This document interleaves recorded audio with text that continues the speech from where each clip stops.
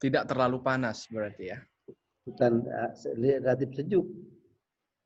21-22 kan sejuk di sini. Jadi kita enjoy lah di Abu Dhabi sekarang, banyak orang olahraga ke pantai, apalagi di Abu Dhabi itu buat masyarakat tuh diperhatikan betul. Jadi orang yang mau olahraga tempatnya disediakan buat anak-anak, buat orang tua, naik sepeda, semua banyak sekali.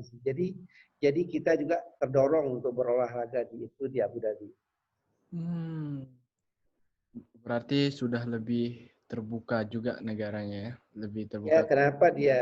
kenapa dia punya uang banyak dan punya Betul. kemauan. Dan rakyatnya suka. Oke, jadi hari ini saya ada berbagai pertanyaan ini untuk Bapak ya, mulai dari Silahkan. COVID dan juga dari sektor-sektor yang lainnya. Jadi pertama saya bertanya dulu yang bagian pandeminya ya. Sekarang kan sedang pandemi COVID-19 di Abu Dhabi, di Dubai, dan di kota-kota di UAE semua sudah. Apakah semua kota sudah terdampak di UAE? Jadi kalau kita bicara COVID, negeri ini dari segi penduduk dulu Pak ya, Mas. Jadi penduduknya kurang lebih 10 juta. Dari 10 juta itu orang lokalnya sekitar 2 jutaan. Jadi 8 juta itu bukan lokal, bukan pemegang paspor UAE. 8 juta dari 200 kira-kira kewarganegaraan di UAE. Nah, dari penduduk itu yang menurut catatan kami sampai kemarin itu jumlah kasusnya itu totalnya sejak ada pandemik sampai kemarin itu totalnya 151.000. Banyak. Nah, kenapa banyak? Banyak turis di sini. Nah, tapi dari 151.000 itu catatan yang ada di sini hampir 90% lah tercover. Artinya sudah recovery gitu. Jadi totalnya banyak, tapi sembuhnya juga relatif banyak. Dengan kata lain, yang banyak kena kasus di sini lebih banyak orang asing, lebih banyak. Nah, kalau dengan Indonesia, Indonesia di Abu Dhabi di UAE ini ada kurang lebih 77.000 orang. Dari 77.000 orang itu, alhamdulillah Indonesia bagian kita lah bangsa kita di sini masa Indonesia mesti sehat lah. Kalau toh ada kena COVID, mereka umumnya dikasih 2 minggu istirahat di hotel atau di mana gitu, umumnya sembuh. Nah Kalau sekarang ya, beda. Sekarang vaksin semua orang. Rencana awal-awal tahun depan semua orang lokal UAE sudah divaksin sesuai ketentuan. Artinya mungkin anak-anak tidak tentunya. Orang tua-tua juga tidak mungkin yang harus pakai vaksin. Insya Allah awal tahun depan semua selesai divaksin. Termasuk saya sudah divaksin. ini vaksin yang dari UAE atau memang ada vaksin seperti misalnya AstraZeneca atau Moderna yang dari Dia beli dari Sinopharm, Oh, Cina. dari China ya. Ya, kita juga akan beli insya Allah. Jadi kalau vaksinnya itu memang UAE sendiri sudah membeli juga sama seperti Indonesia. Dia punya perwakilan Sinopharm namanya G42 di Abu Dhabi. Nah, perusahaan ini nanti yang akan banyak menjual vaksin itu ke Timur Tengah, ke Afrika oleh G42. Nah, G42 itulah yang juga akan menjual ke Indonesia. Jadi lembaganya namanya G42 ya. Dan lembaga jadi company, Oh, company. perusahaan.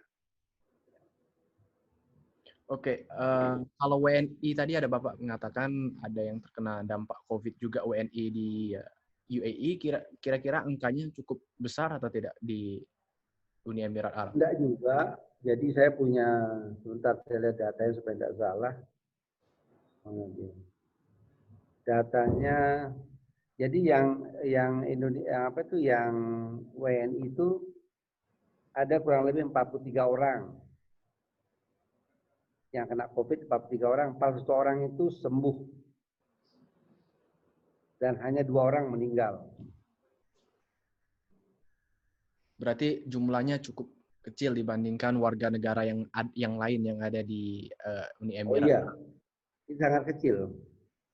Kalau WNI sendiri di Uni Emirat Arab ini lebih banyak proporsinya yang kerja sebagai apa? Misalnya tenaga kerja pabrik atau pengusaha atau juga diplomat yang bekerja di KBRI. Kalau lihat komposisinya masyarakat Indonesia di UAE itu dari 77 ribuan orang yang tersebar di UAE, diperkirakan sekitar 80 sampai 82% itu bekerja sebagai pelaksana rumah tangga, tata rumah tangga. Jadi kayak seperti apa ya? Bukan apa istilahnya? Penata laksana rumah tangga. Itu 82%. Nah, sisanya siapa? Tergantung kotanya. Kalau di Abu Dhabi kebanyakan ekspatriat yang kayak insinyur minyak, insinyur nuklir, pilot pesawat Airbus, Etihad, yang seperti itu banyak di Abu Dhabi. Ya, ada juga di hotel, restoran, kontraktor dan sebagainya. Kalau di Dubai, lebih banyak yang hospitality bekerja. Tadi oke lah, yang penata rumah tangga juga iya, juga banyak di hotel restoran. Itu di Dubai. Kalau siswa sedikit di sini, tidak lebih dari 50 orang, 60 orang. Tapi kalau universitas di UAE nampaknya ada juga universitas-universitas luar negeri yang membuka cabang di UAE ya, misalnya New York University ada di Abu Dhabi mungkin. Ya. Apakah ada banyak di sini? Mahasiswa Indonesia lebih ada. Ya lanjut Pak. Begini, jadi ada beberapa universitas ya, ada American University, ada New York, ada Sorbonne University, ada Korea University, banyak universitas asing di sini. Tapi bagi orang lokal, dia lebih suka disekolahkan ke luar negeri, orang lokalnya. Karena mereka kalau orang lokal sejak dari SD sampai dia doktor, S3 dibiayai sama negara. Wah. Lebih suka dia ke sana. Nah, kalau Anda tanya yang di sini siapa? Kadang-kadang ada juga orang lokal, tapi tidak banyak. Lebih banyak orang Afrika Timur Tengah yang sekolah di sana. Orang Indonesia juga ada 1-2 yang online, pakai apa? Melamar online. Kita kadang-kadang diundang ketemu sesuatu waktu ya. Jadi belum banyak orang Indonesia, karena orang Indonesia lebih berpikir daripada saya kalau sekolah di Sorbonne Abu Dhabi, kenapa tidak Sorbonne Prancis saja saya kuliah? Itu pikiran orang Indonesia. Kalau mahasiswa Indonesia sendiri di Uni Emirat Arab itu yang belajar lebih banyak di universitas asing ini atau ada juga di universitas yang Arab, misalnya universitas dari UAE? Ada di universitas Arab, ada di Al-In namanya. Itu Arab Minded. Ya, ada beberapa yang di Khalifah University di Petroleum ada juga di Dubai di Al-Qasimiyah Universitas Sharjah ada. Tapi yang Arab ada, yang Arab ada. Tapi tidak banyak. Kalau kita lihat Pak dari sisi kesehatannya ya, infrastruktur kesehatan di UAE mungkin dengan kekayaannya yang cukup besar ya, itu apakah sudah pasti memang healthcare mereka itu sudah cukup baik dan bisa menampung pasien-pasien ini dengan angkanya yang menurun dengan baik servisnya tentang COVID?